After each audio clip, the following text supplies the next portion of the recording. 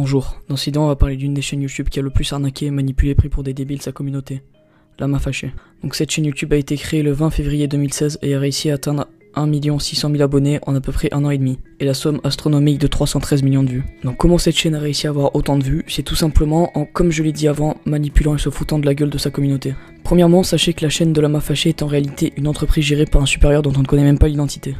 Donc le chef de cette entreprise a jusqu'au 1 et quelques millions d'abonnés collaboré avec une jeune femme dont on ne connaît aussi pas l'identité. Elle s'occupait juste d'enregistrer les textes. Mais il a aussi dû collaborer avec d'autres personnes pour le montage, les trouvailles de vidéos à plagier, etc. Vu qu'il y a quasiment une vidéo par jour, ça m'étonnerait que cette femme fasse tout seul.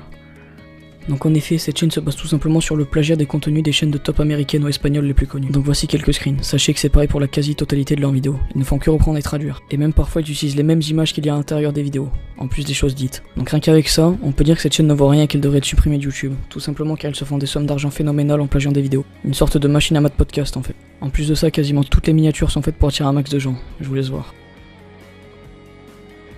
Et le pire c'est que ça s'arrête même pas là, ça leur suffit pas de gagner autant de vues et d'abonnés. Ils veulent absolument accélérer la vitesse de leur ascension. Du coup ils se servent du fait que leur communauté est jeune et naïve en mentant. La fille de base a tout simplement dit que quand elle atteindrait les 1 million d'abonnés, elle montrerait sa tête dans une FAQ. Elle a fait ça dans l'unique but de monter plus rapidement 1 million d'abonnés pour gagner plus d'argent. Toute personne avec plus de 90 de QI est capable de le comprendre. Mais le pire dans tout ça, c'est que quand la chaîne a finalement atteint les 1 million d'abonnés, elle n'a même pas montré sa tête et a commencé à chercher des excuses insignifiantes. Je vous laisse voir. Alors pourquoi je n'ai toujours pas fait de facecam alors que vous êtes maintenant plus d'1 million d'abonnés? En fait, tout s'est bien passé pour moi jusqu'à ce que j'atteigne les 900 000 abonnés. Et là, d'un coup, pendant le mois de mars, je vais commencer à me prendre une vague de haine. Non, elle a toujours eu des insultes et des critiques, c'est tout simplement normal et cela arrive à toute personne connue sur YouTube. Mais une vague de haine incroyable sur les réseaux sociaux et surtout sur Twitter.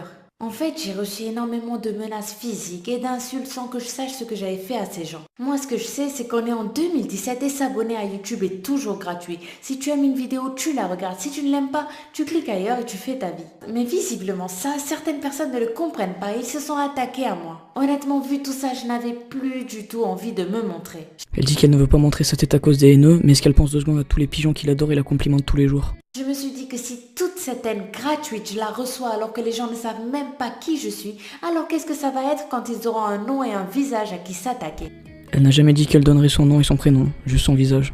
Tout le monde sait que pour les filles, c'est un peu plus compliqué sur YouTube, et encore plus quand la fille en question a 1 million d'abonnés La fille en question, tu veux dire l'entreprise? sans avoir montré son visage. Mais bon, du côté de ma famille et de mon entourage, ça a été encore pire. Car ils ont tout lu et eux qui ne voyaient à la base aucun problème à ce que je me montre, m'ont finalement demandé de ne pas me montrer dans ces conditions. D'ailleurs, j'ai fini par désactiver mon Twitter, mais ça n'empêche que je continue toujours à recevoir des menaces physiques par mail ou sur YouTube. Donc vu la situation, j'ai décidé de ne pas me montrer tant que tout ça ne se sera pas arrêté. Et je sais que maintenant que vous connaissez toute l'histoire, vous allez me comprendre. Qu'as-tu à dire pour les 1 million d'abonnés? Un grand merci à vous tous. Merci de vivre avec moi. Donc voilà, une fois son discours infructueux terminé, elle décide d'essayer d'avoir sa communauté avec les émotions, la pitié, et le pire c'est que ça a marché. Donc elle dit que maintenant que nous sommes au courant de sa terrible histoire, on ne peut plus rien dire. Donc encore une fois, sa communauté naïve se laisse avoir. Et elle passe directement à une autre question de sa FAQ, et comme par hasard, une qui lui demande ce qu'elle a à dire pour les 1 million d'abonnés. Histoire qu'elle puisse amadouer sa communauté pour encore plus oublier le fait qu'elle l'a manipulée. Et c'est même pas la première fois qu'elle essaie d'avoir sa communauté sur les émotions et les sentiments, c'est pareil dans quasiment toutes ses vidéos de tests physiques ou mentaux. Par exemple, sur sa vidéo 10 images qui vont tester ta vision, qui est d'ailleurs une vidéo plagiée, à chaque niveau elle raconte n'importe quoi en balançant des pourcentages complètement faux, pour qu'on se sente fort et qu'en mettant pouce bleu et en commentaire disant notre pourcentage. Par exemple, pour elle, si l'on trouve dans quelle case le violet le plus foncé, nous avons, je cite, un super pouvoir et nous avons une meilleure vue que 97% de la population. C'est complètement ridicule et ce qui est encore plus ridicule, c'est de voir sa communauté déchaîner leur fierté et d'avoir ce pourcentage en commentaire. Mais encore une fois, le foutage de gueule ne s'arrête toujours pas là. Quelques mois après, cette fille a tout simplement dit qu'elle avait mal à la gorge et qu'elle ne pourrait pas faire de vidéo pendant un petit peu de temps. Et encore une fois, sa communauté y a cru. Et comme par hasard, elle n'est toujours pas revenue quasiment 2 mois après. La réalité, c'est qu'elle a été remplacée par un homme dont on ne connaît lui aussi pas l'identité, sûrement pour des raisons techniques ou de disponibilité. Bref, pour résumer, cette chaîne est une entreprise qui se base sur le plagiat, le putaclic et le foutage de gueule. Tout ça pour gagner des sommes astronomiques d'argent.